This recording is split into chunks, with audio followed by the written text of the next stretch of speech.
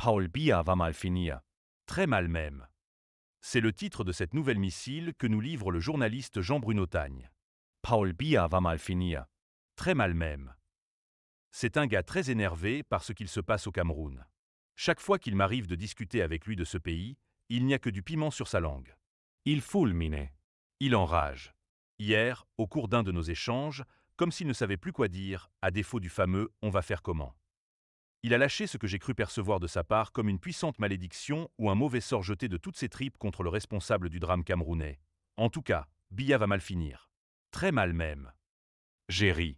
À quel âge ou à quel moment va-t-il mal finir? Paul Biya. À 92 ans, il joue une interminable prolongation de sa vie politique et même de sa vie tout court.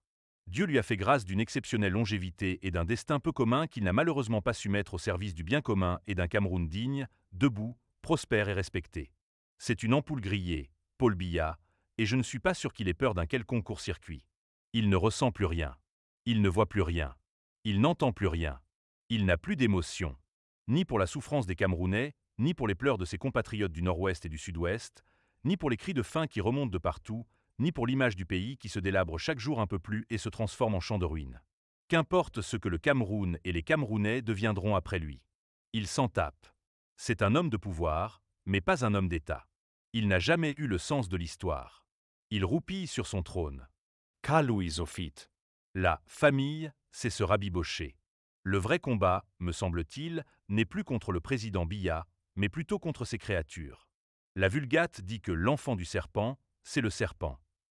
Ces créatures, qui l'ont fidèlement aidé à détruire le Cameroun pendant 43 ans avec une rare détermination, sont le vrai danger qui nous guette après le président Biya.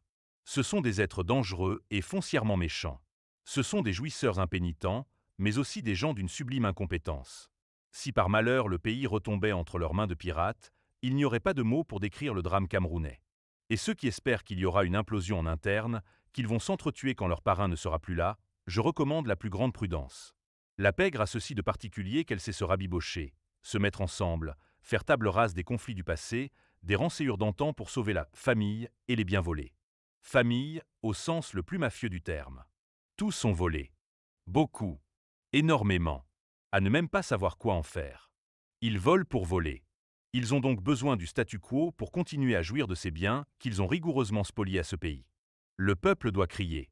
Crier fort pour que jamais il n'ait la paix. Et que soit l'avènement des patriotes qui construiront le pays sur des bases saines. N'oubliez pas de vous abonner pour plus de contenu. Merci.